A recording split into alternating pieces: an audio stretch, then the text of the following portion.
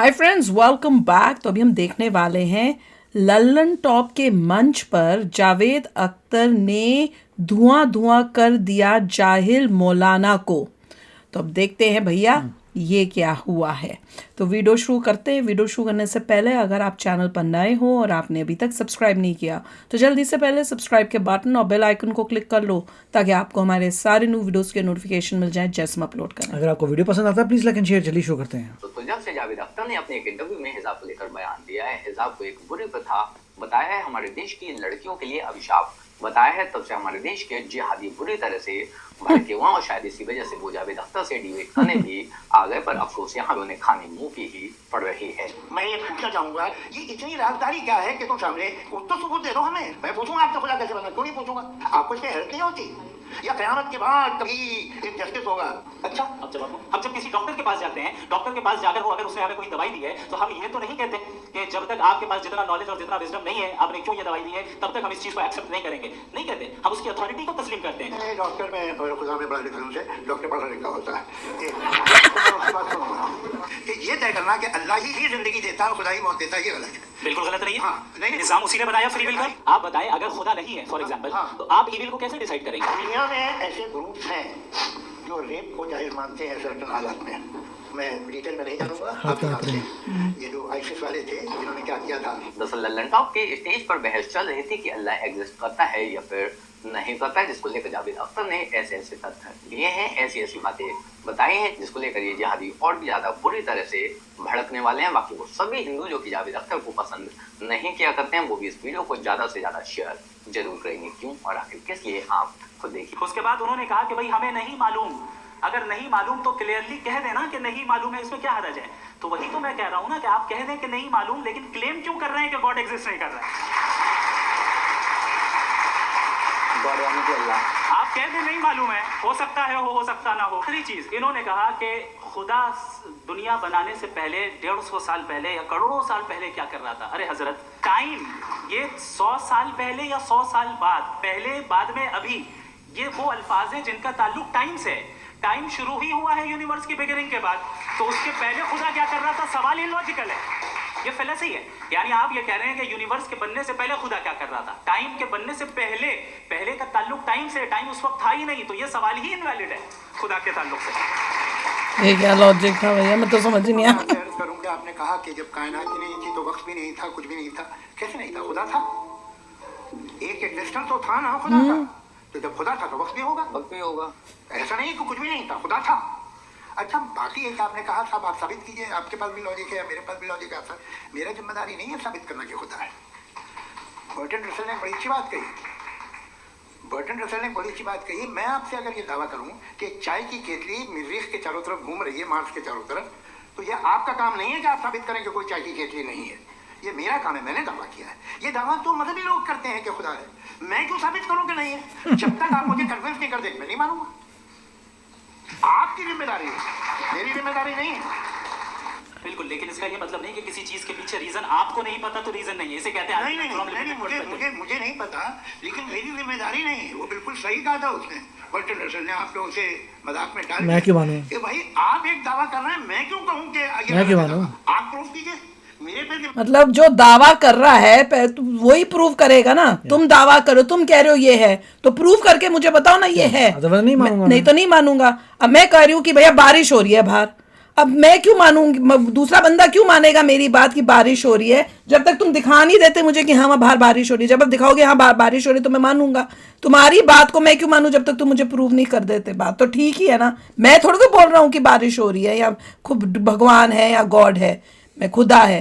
मैं तुम बोल रहे हो तो तुम ही प्रूव करो ना कहाँ है खुदा। फिर मैंने तो बात ये बोली नहीं, जिम्मेदारी ही नहीं है, मैंने थोड़ी कहा है। वही तो। आप ये सही है। आप आर्ग्यूमेंट ऑफ कंटिन्यूटी आप का जवाब कोई नहीं सवाल दे रहे हैं। पूछना चाहेंगे? आप सवाल पूछना चाहेंगे मुफ्ती साहब से? क्योंकि क्रॉस एग्जामिनेशन का दौर है। आप जैसे पहले बोल रहे थे फेथ को लेकर कुछ। मैं ये पूछना चाहूंगा, ये इतनी राजदारी क्या है कि तुम सामने तो सबूत दे दो हमें, सॉलिड।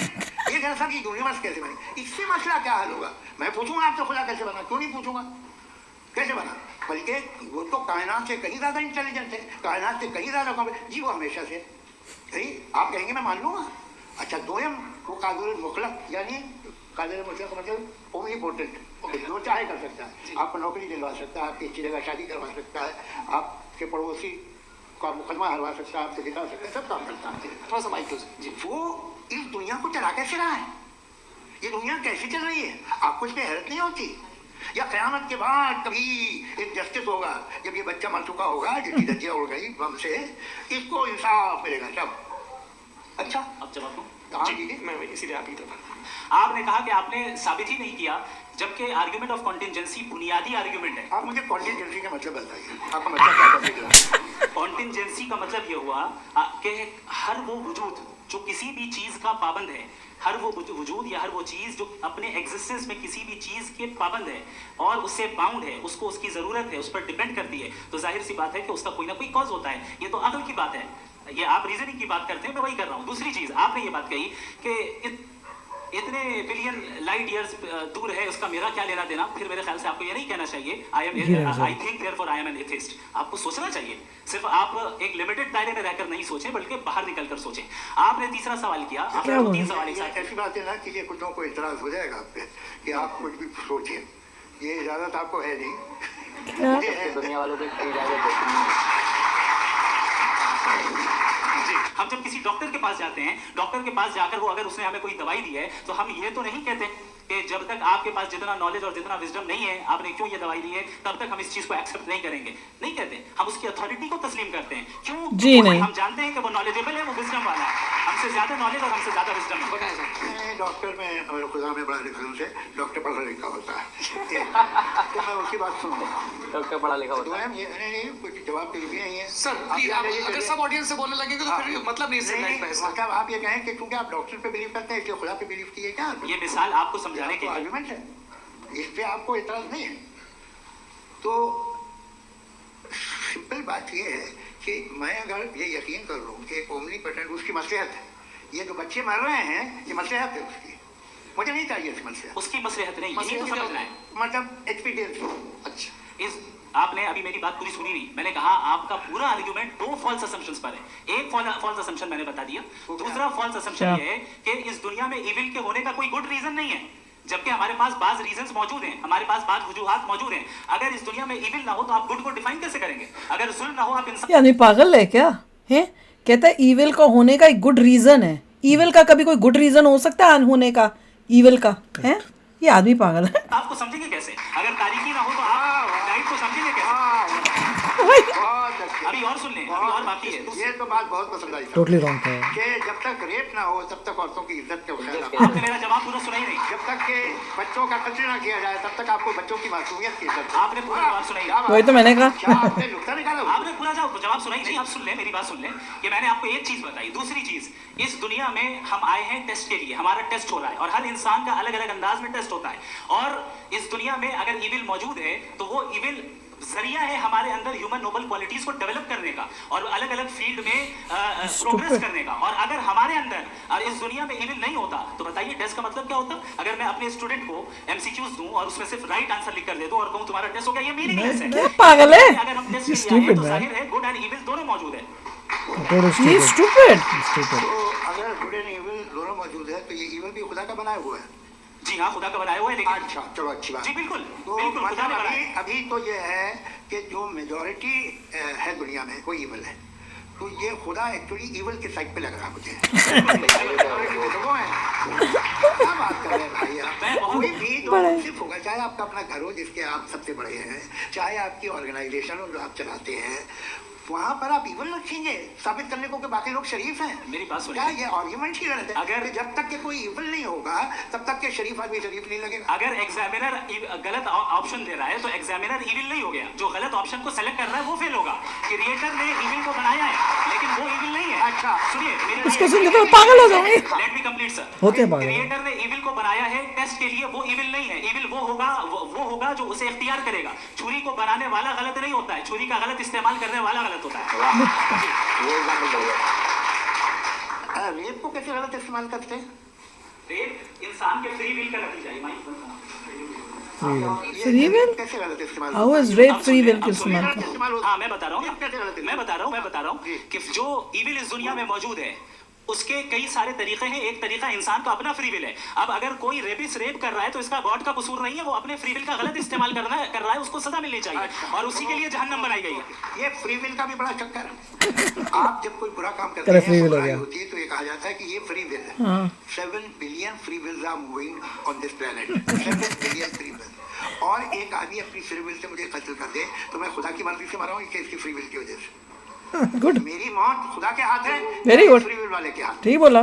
खुदा ने फ्री विल का निजाम बनाया है और उस निजाम का गलत इस्तेमाल करके कोई आपको मार रहा है, इस्तेमाल करके मेरा कत्ल कर देता है। अब मेरी मौत का जिम्मेदार कौन है? वो इंसान जिम्मेदार है। वो इंसान। जी। ये कहना कि और उसको सजा मिलेगी। तो अब आप आगे चलिए कि ये तय करना कि अल्लाह ही जिंदगी देता है और खुदा ही मौत देता है, ये गलत है। बिल्कुल गलत नहीं है। नहीं, निजाम उसी ने बनाया फ्री विल का। निजाम मौत और हयात को उसी ने बनाया। अभी आपने कहा Free will ने कि एक बनाया। आदमी ने फ्री विल से आपको, इसमें उसे फ्री विल दी गई थी, उसने गलत इस्तेमाल किया। 7 billion free wills are moving on this planet और आप चाह रहे हैं कि मैं सिर्फ खुदा का ध्यान करूं। ये 7 बिलियन फ्री विल्स को मुझे लुक आफ्टर करना पड़ेगा कि नहीं? ये तो तबाहियां कर रही हैं और तबाहियां ज्यादा हो रही हैं। बिल्कुल। तो अगर आप बताएं अगर खुदा नहीं है फॉर एग्जांपल, हाँ। तो आप इविल को कैसे डिसाइड करेंगे? यानी how can you define evil objectively without God? देखिए, दुनिया में 2 तरह के जानवर हैं। एक जो अकेले रहते हैं जंगल में और एक जो ग्रुप्स में रहते हैं। ग्रुप में जो भी रहेगा, चाहे वो आपका फाउंडेशन हो, चाहे कोई क्लब हो, चाहे कोई पॉलिटिकल पार्टी हो, चाहे कोई यूनिट हो, उसमें आपको इंटरेक्ट करने के रूल बनाने पड़ेंगे। यानी लोग तय करेंगे। लोग तय अगर लोगों ने ये तय किया कि किसी का रेप करना सही है, आप जस्टिफाई करेंगे? करेंगे। आपका फाउंडेशन तो ये हो गया ना कि लोग ही विल डिसाइड करेंगे। नहीं। अरे दुनिया में ऐसे ग्रुप्स हैं जो रेप को जायज मानते हैं सर्टेन हालत में। बहुत सारे लोग। मैं डिटेल में नहीं जानूंगा, आप भी जानते हैं। ये जो आईसिस वाले थे, इन्होंने क्या किया था, तो उन्होंने क्या किया उसका खुदा से कोई ताल्लुक नहीं है सर। Bye God. वैसे जावेद अख्तर ने ऐसा बुरा उसको फंसाया बंदे को, क्योंकि उसमें खुद ही क्लैरिटी नहीं है, उसको खुद ही नहीं कुछ पता। उसने भी उसको जब ये मौलाना बनना होगा इसको, तो इसने भी किसी मौलाना से ही पढ़ाई ली हुई है, शिक्षा ली हुई है, तो एजुकेशन जो उसने लिए वही वो बोल रहा है। तो उसको ऐसा फंसाया क्योंकि उसको कुछ पता ही नहीं, वो तो कुछ भी बोल ही जा रहा था बिना लॉजिक के, इतना इलॉजिकल बातें कर रहा था।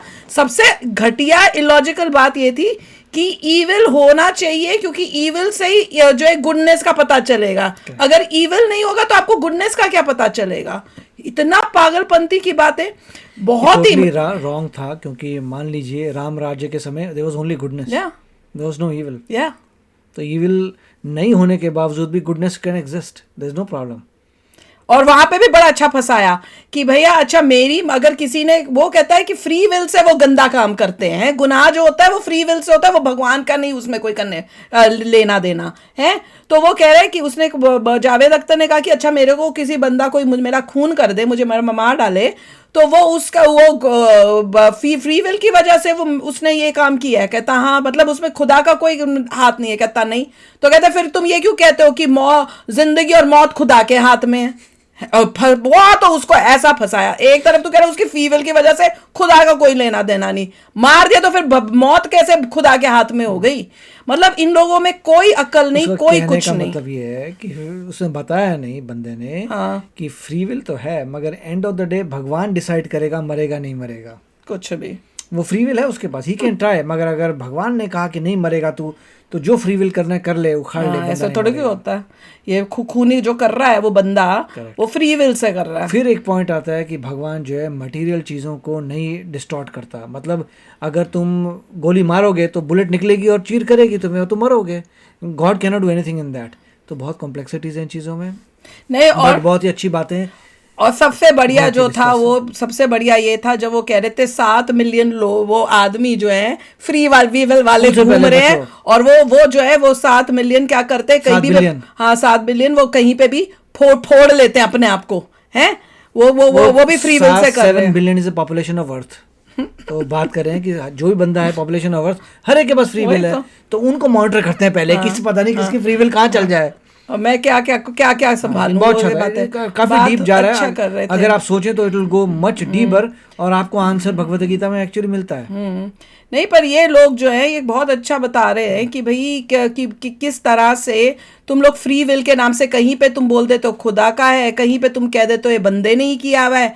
ऐसे नहीं चलता है। मेक कहने अप का योर मतलब माइंड। ये था कि अगर वो गोली मारेगा, भगवान चाहता होगा तो गोली चलेगी ही नहीं। मारते रहे, कट कट कट करते नहीं चलेगी। That is the power of God. Free will तेरी है, मगर भगवान उसके ऊपर एक और है जो ही विल डिसाइड। तो अगर किसी ने मारा तो मर गए, तो भगवान ने कहा दैट्स फाइन, तुम्हारा गोल ये था ही नहीं, जो पर्पस था वो कुछ और पर्पस था। पर वो हार्डली कभी होता है। हाँ, नहीं होता है, कभी हमने कभार देखा था, यूएसए के बार आया था, बंदा बच्चा जाता हाँ, है, पर बहुत कम उसने होता है। पहले एक को मारा, फिर दूसरे की करा के उसकी जाम पर- हो गई पर गन, वो- फिर वो बाहर भागा, फिर वापस आया उसे मारने के लिए, फिर जाम हो गई, फिर वो डर के भाग गया। हाँ, वो तो हमने सुना हुआ है। पर ये बंदा जो है, इसकी जो लॉजिक था, जो इसका बात थी, वो अपने ही जो इसने सुना हुआ है अपने टाइम में बचपन से जो पढ़ रहा है, वो डॉक्टर की बात जो कर रहा है कि भैया क्यों तुम डॉक्टर की दवाई लेते हो, तो उसने कहा भैया डॉक्टर की दवाई, उसको इतनी अक्ल नहीं है कि डॉक्टर जो है वो पढ़ लिख के उसने स्टडी की है कि कौन सी मेडिसिन किस बीमारी के लिए है। वो कोई अपनी मर्जी से नहीं दे रहा कुछ भी, उसने स्टडी करके जो रिसर्च से पता चला मेडिसिन किस चीज से कौन सी बीमारी के लिए कौन सी दवाई देनी चाहिए, ये बीमारी के क्या सिम्टम्स होते हैं जिसकी वजह से आपको पता चलता है हाँ ये बीमारी है, फिर उसके हिसाब से देते हैं, वो उस वजह से वो हो रहा है। तो तुम कैसे कंपेयर कर रहे हो कि आप उसकी दवाई लेते हो वर्सेस जो तुम ये लोग बैठ के अल्लाह या भगवान के बारे में बोल के कुछ कनेक्शन देते हैं, और वो तुम प्रूव भी नहीं कर पाते हो कि भैया वो है कि नहीं है। और तुमको प्रूव करना है, जब तुम कह रहे हो कि है तो यू हैव टू प्रूव कि भैया है कि नहीं। मैं थोड़ी कोई प्रूव करूंगा कि नहीं है। तो बहुत लॉजिकल, मतलब जिस तरह से डिबेट दोनों की चल रही थी काफी मजेदार थी, और तालियां दोनों तरफ बज रही थी। कई बारी मैंने देखा जब मौलाना बोल रहा था तो भी लोग हो गए, हाँ कई ऐसे उसके भी लोग आए हुए थे जो उसके तो वो देख के हैरान हो गई। तो चलो यार, आप भी शेयर करना अपने थॉट्स। चलते हैं, मिलेंगे नेक्स्ट वीडियो में बहुत ही जल्द। Till then take care and bye bye. तो अगर आप मेरे इस चैनल पे नए हो तो जल्दी से सब्सक्राइब के बटन को हिट करो और बेल आइकन को क्लिक करो, ताकि आपको मेरा जब नया वीडियो मैं लगाऊं आपको उसके बारे में जल्दी से पता चल जाए।